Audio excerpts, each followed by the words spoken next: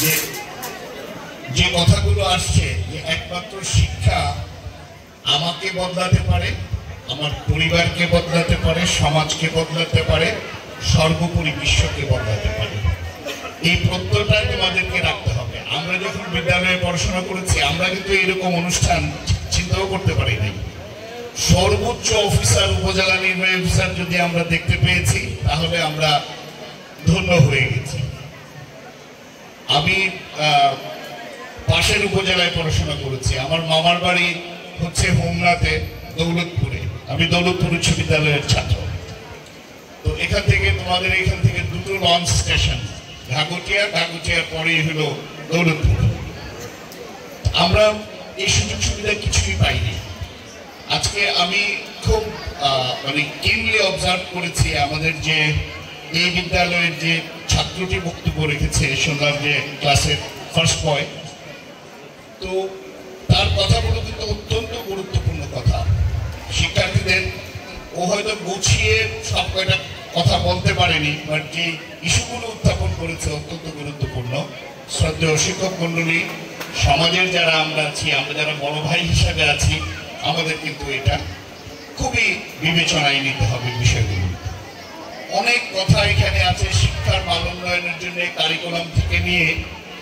আমরা সবাই জানি যে পরিবর্তিত পরিস্থিতিতে ফ্যাসিস্ট মুক্ত একটা সমাজে আমরা নতুন কারিকুলাম এই গণপ্রজাতন্ত্রী বাংলাদেশ সরকার আমাদের দেশের জন্য, জাতির জন্য তৈরি করছে। অ্যাকচুয়ালি একটা কারিকুলাম তৈরি করতে কি দরকার হয় সেটা আমরা জানি কিনা। সেটি হচ্ছে স্বাধীনভাবে চিন্তা করার মানসিকতা। আমরা জানি যে আমরা যে ধর্মীয়ভাবে যারা মুসলমান আছি, ইমাম হওয়ার প্রথম যোগ্যতা কি? স্বাধীন ব্যক্তি হতে হবে। পরাধীন কোনো ব্যক্তি ইমাম হিসাবে কিন্তু দাঁড়াতে পারবে না। তার মানে কি? এই স্বাধীনভাবে যদি আমি চিন্তা করতে না পারি, আমাকে যদি আমার চিন্তার মধ্যে যদি অনেক কিছু ঢুকে যায়, তখন কিন্তু আমি একটা কারিকুলাম তৈরি করতে পারবো না। অনেক বছর পরে, 54-55 বছর পরে এই বাংলাদেশের মানুষ একটা সুযোগ পেয়েছি আমরা স্বাধীনভাবে চিন্তা করি। এই চিন্তাটা যেন আবার দলীয় দৃষ্টিভঙ্গিতে না হয়, কোনো গোষ্ঠীর দৃষ্টিভঙ্গিতে না হয়, কোনো স্বার্থান্বেষী মহলের দৃষ্টিভঙ্গিতে না হয়। স্বাধীনভাবে যখন আমরা এই কারিকুলামটা তৈরি করতে পারবো, তখন কিন্তু একটা বেসিক জিনিস আমাদের দাঁড়িয়ে যাবে। ফিজিক্যাল ইনফ্রাস্ট্রাকচার আমাদের এখন যে কোনো স্কুলেই যাই, দেখা যায় যে মিনিমাম একটা ফিজিক্যাল ইনফ্রাস্ট্রাকচার কিন্তু আমাদের আছে। তো কারিকুলাম, ফিজিক্যাল ইনফ্রাস্ট্রাকচার, এর পরের বিষয়টি আসে আমাদের শ্রদ্ধেয় শিক্ষক মণ্ডলী। আমরা জানি যে এখন এনটিআরসি সেই নিয়োগের দায়িত্ব পালন করছে। এখন কিন্তু আমরা পরীক্ষা নিরীক্ষার পরে একসময় ম্যানেজিং কমিটিগুলোকে, অর্থাৎ স্থানীয় জনগণকে স্বাধীনভাবে চিন্তা করার সুযোগ দিয়ে আমরা দেখেছি এই বিদ্যালয়ের শিক্ষার পরিবেশকে অনেক ক্ষেত্রেই আমরা বিতর্কিত করেছি। সেখান থেকে উঠিয়ে নিয়ে আসার জন্য প্রিভিয়াস সরকারের সময়তেই সিদ্ধান্তগুলো অনেক এসছে যে এনটিআরসির মাধ্যমে প্রথম ছিল রেজিস্ট্রেশন হতে হবে একটা, এখন এনটিআরসি নিয়োগ দিচ্ছে। আপনারা জানেন অতি সম্প্রতি সিদ্ধান্ত আসছে যে সহকারী প্রধান শিক্ষকও দেখা যাবে এনটিআরসি থেকে নিয়োগ দেওয়া হবে। তাহলে এই যে ম্যানিপুলেশনের একটা সুযোগ, এই সুযোগটা কিন্তু রহিত হয়ে যাবে। আমি বলবো না যে এনটিআরসি নিয়োগ দিলেই সবকিছু শেষ হয়ে যাবে। নিজেদের একটা কিন্তু আর্জ থাকতে হবে শিক্ষকের। আমার একজন শিক্ষকের কথা আমি বলি, দৌলতপুর উচ্চ বিদ্যালয়ের পরবর্তীতে উনি হেডমাস্টার ছিলেন, মফিজউদ্দিন আহমেদ। উনি আসছিলেন প্রাইমারি স্কুলের অ্যাসিস্ট্যান্ট টিচার হিসাবে। 78-এ আমি তখন ক্লাস 4-এর ছাত্র। স্যার করেছেন স্কুলের লাইব্রেরিতে আমাদের 5 জনকে নিয়ে আলাদা করে বোর্ড দিয়ে একটা বেড়া করে দিয়ে বলছে তোরা এখানে পড়াশোনা করবে। একদম এর মধ্যে সকাল হইলে আমরা বই পাঠ মানে গুছাই রাখতাম লাইব্রেরির মধ্যে, স্যাররা ক্লাস চালাইতো, রাত্র হইলে আমাদেরকে নিয়ে স্যার এখানে বসে থেকে পড়াতে। আমি বলবো না যে সেই পদ্ধতিতে বর্তমানে শিক্ষকরা এটা করবে, পদ্ধতি হয়তো বদলাবে, ডেডিকেশনটা কোথায় সেটা বুঝতে হবে।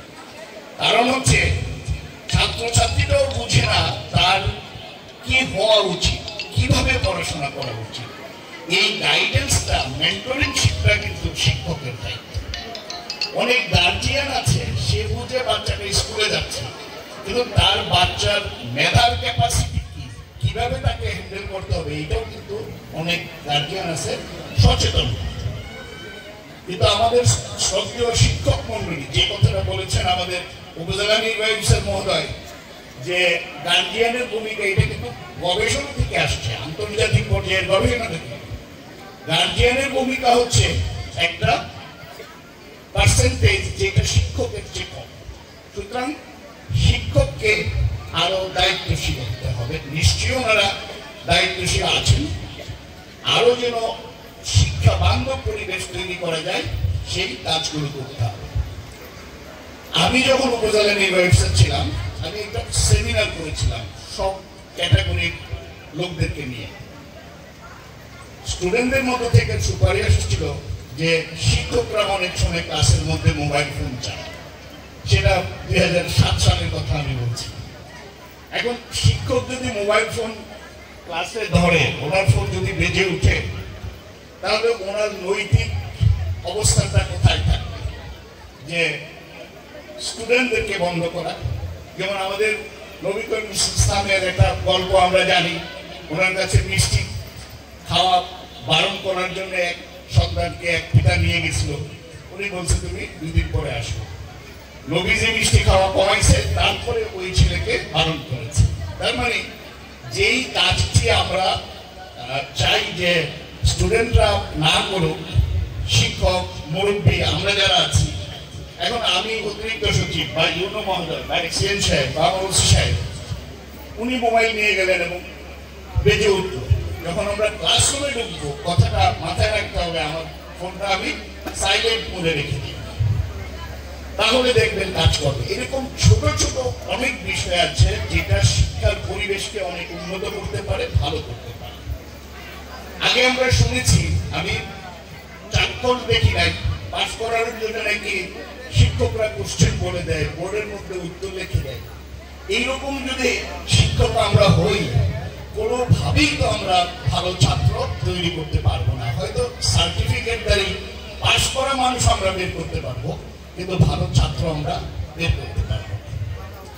আপনারা দেখেন আমাদের এই বাচ্চাগুলো যারা আছে, এই জেনারেশনটা কিন্তু করোনার কারণে বেসিকলি 2 বছর ওরা জীবন থেকে হারিয়েছে।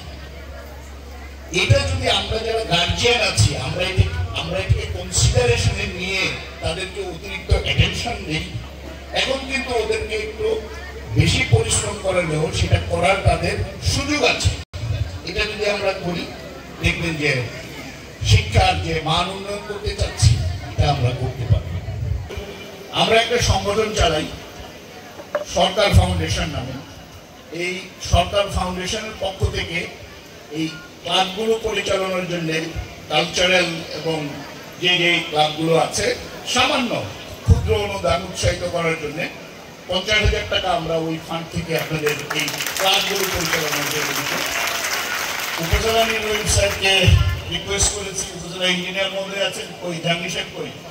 হ্যাঁ, ও আচ্ছা, বেড়ে গেছে। উপজেলা নির্বাহী এই ইঞ্জিনিয়ার মহোদয় আছেন, এখানে একটা অনুদান দেওয়া হয়েছিল। এটাকে একটু বলবো যে মানে ডুপ্লিকেট ডাবলিং কাজ না করে অন্য কোনো কাজে যেন শিফট করে দেওয়া যায়। এক্সিএন মহোদয়কে বলবো এটা একটু দেখা। আর বিল্ডিং এর কথা বলেছেন, মাধ্যমিক শিক্ষা অফিসার নাই, আমি ওনার সঙ্গে উপজেলা নির্বাহী অফিসার মহোদয়ের মাধ্যমে কথা বলে সরকারি যে সুযোগ সুবিধা আছে এগুলো আমরা নিশ্চিত করার চেষ্টা করি। অনেক বেলা হয়ে গেছে, ছাত্রছাত্রীদেরকে ধন্যবাদ জানাই। তোমরা ধৈর্য ধরে সকলের কথা শুনেছ, আমাদের কথা শুনেছ। আশা রাখবো সামনের বছর যেন রেজাল্ট ভালো হয়, এবং এই রেজাল্টটা যদি ভালো হয় তাহলে আমাদের সকলের প্রচেষ্টা সফল হবে বলে আমি বিশ্বাস করি। আমন্ত্রিত অতিথিবৃন্দের সকলকে ধন্যবাদ জানিয়ে আমি আমার বক্তব্য শেষ করছি। আসসালামু আলাইকুম ওয়া রাহমাতুল্লাহ।